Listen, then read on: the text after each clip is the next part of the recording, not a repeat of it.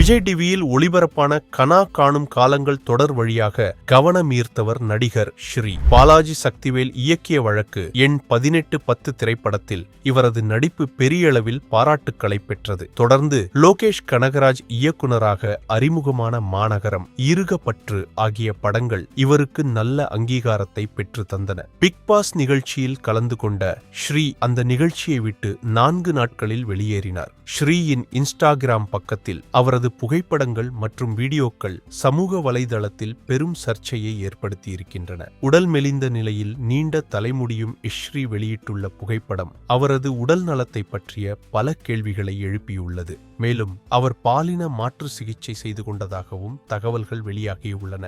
இது பற்றி உங்க கருத்தை கமெண்டில் எங்களுக்கு சொல்லுங்கள். நாம சேனலை சப்ஸ்கிரைப் பண்ணுங்க, ஃபாலோ பண்ணுங்க.